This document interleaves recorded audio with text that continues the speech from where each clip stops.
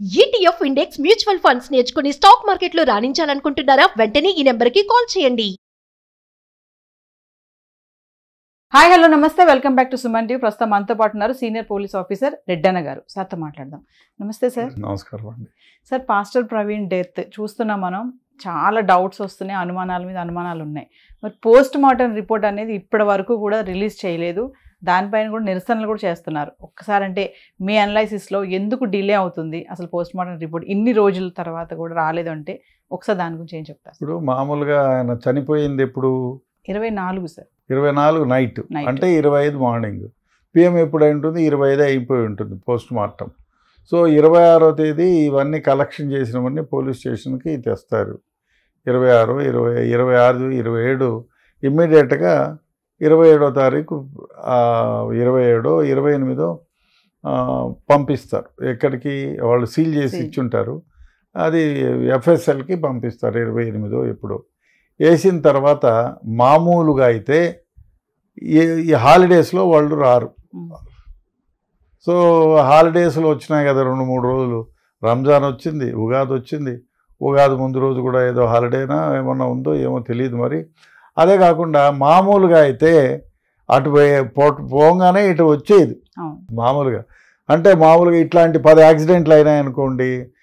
ఇప్పుడు జనరల్గా ఇప్పుడు ప్రవీణ్ పగడాల గారిది కూడా పోతూ ఉండే యాక్సిడెంట్ అయి ఉంటేనో, లేకపోతే ముందర టైర్ పేలిపోయి కింద పడిపోయి యాక్సిడెంట్ అయి ఉంటేనో, లేదు ఆయన పోతూనే ఏదైనా సన్ స్ట్రోక్ వచ్చి కింద పడి యాక్సిడెంట్ అయితేనో, లేకపోతే వెనకాల నుంచి ఎవరైనా కొట్టి యాక్సిడెంట్ అయితేనో, లేకపోతే ఎవరైనా అటాక్ చేసి ఉండి పగటిపూట అయ్యి అక్కడ ఐ విట్నెస్ అయి ఉంటే సో ఈ ఎప్పుడు వచ్చినా కూడా ప్రాబ్లం ఉండదు. అంతే కదా. ఇక్కడ ఏమైందంటే సస్పీషియస్ డెత్ అయిపోయింది. ఒక్కొక్కళ్ళు ఒక్కొక్క రకంగా అన్వయించుకుంటున్నారు. జనరల్గా ఏమంటే మీరు ఒక వ్యవహారంలో ఎవ్వరికీ తెలియని వ్యక్తి ఒక దగ్గర చనిపోతే జరిగింది కూడా యాక్చువల్గా. అయితే ఈ 2 గ్రూపులకు సంబంధించిన వాడు మీరు చంపి మా దగ్గర వేసినారు, మా పైన కేసు పెట్టడానికి. ఇది 27 ఏళ్ల క్రితం జరిగింది అనంతపూర్ జిల్లాలో ఫ్యాక్షన్ విలేజ్లో.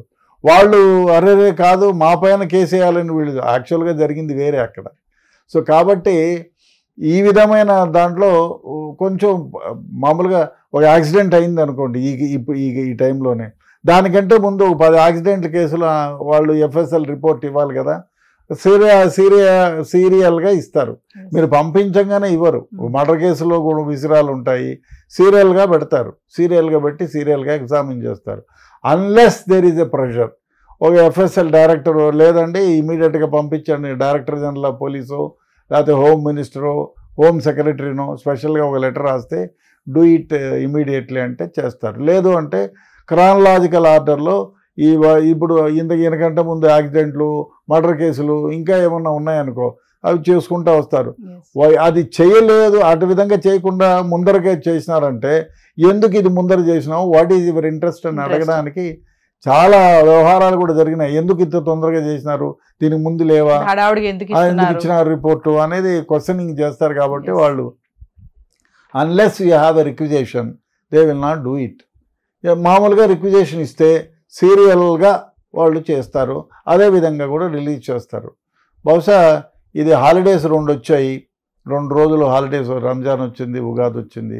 వాళ్ళు అప్పటికే చేరుంటుంది. అక్కడ చేరిన తర్వాత కూడా ఎఫ్ఎస్ఎల్కి ఇచ్చిన తర్వాత వాళ్ళు రికార్డులో ఎంటర్ చేసుకోవడానికి 1 రోజు పోతుంది. ఆ తర్వాత ఆ సీరియాలిటీ కోసం పక్కన పెడతారు. ఆ తర్వాత హాలిడేస్ వచ్చాయి 2 రోజులు. ఆ హాలిడేస్ వచ్చిన తర్వాత దీనికంటే ప్రయారిటీ ఉన్న కేసెస్ ఏమిటో చూస్తారు. ఆ విధంగా నెమ్మదిగా చూసుకుంటూ వస్తారు. వాళ్ళు ఎఫ్ఎస్ఎల్కి కూడా విసిరా అవి రిలీవ్ చేసేదానికి 10 టీములు ఉండవు, 1-2 టీములు ఉంటాయి. వాళ్ళే చేయాల్సి వస్తుంది. అది క్షుణ్ణంగా చేయాలి కాబట్టి ప్రతి ఒక్కటి సో టైం పడుతుంది. 1 రోజు పట్టచ్చు, 2 రోజులు పట్టచ్చు. ఈయనకంటే ముందు ఇంకా 10 కేసులు ఉన్నాయనుకోండి.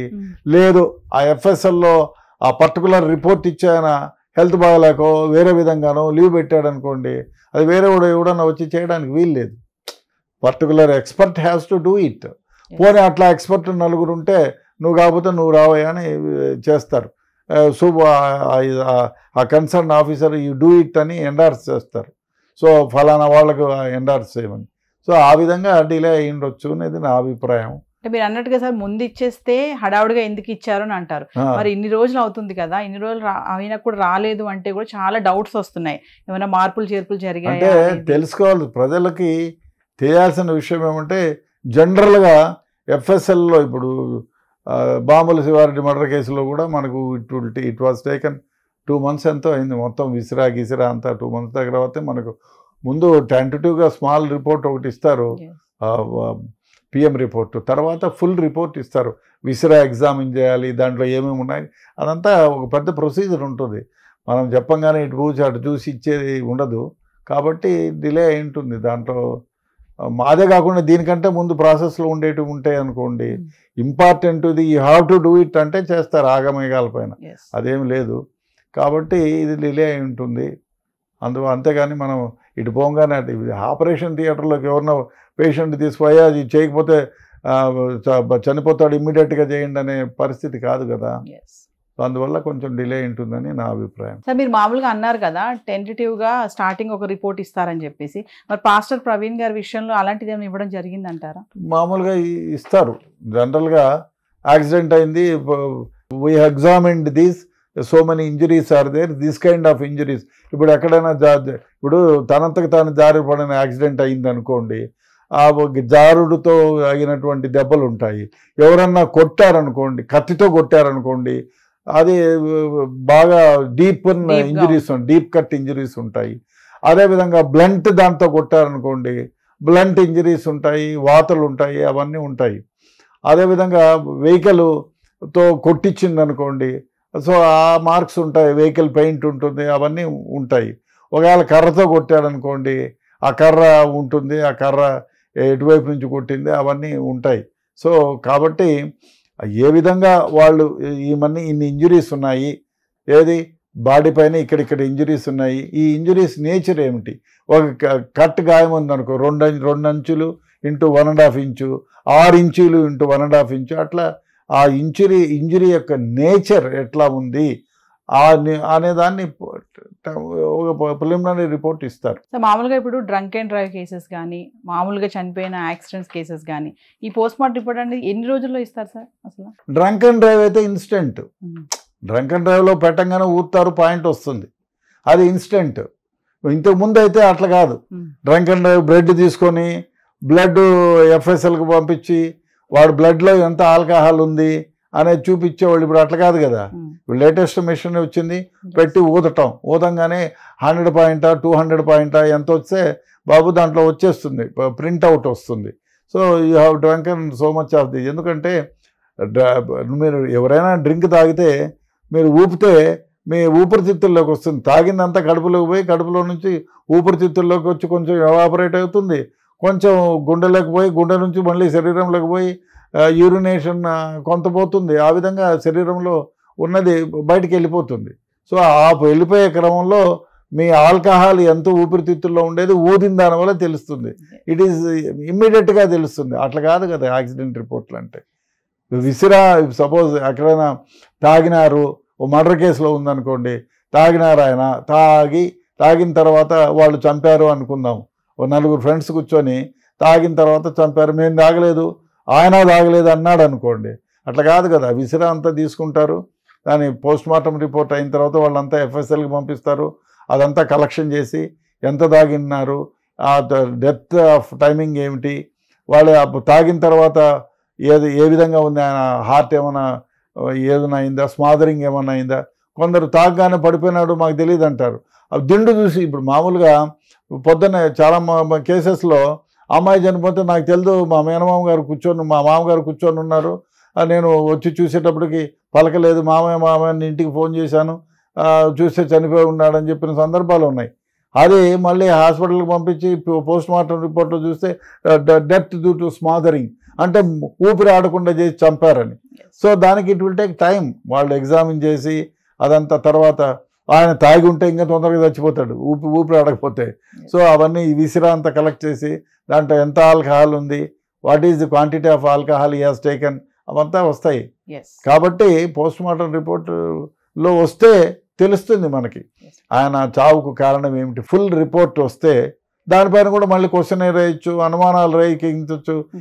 ఇవన్నీ ఉన్నాయి, ఎందుకు జరిగింది ఈ విధంగా అని అడగచ్చు. దానిపైన కూడా ఇప్పుడు మామూలుగా ఒకవేళ మర్డరే జరిగింది అనుకోండి, మర్డర్ అయితే అయ్యా ఈ విధంగా ఇన్ని ఇంజురీస్ ఉన్నాయి, మీరేమో ఇట్లున్నది, మరి వాట్ ఇస్ దిస్ అని డాక్టర్ని క్వశ్చన్ చేస్తాడు.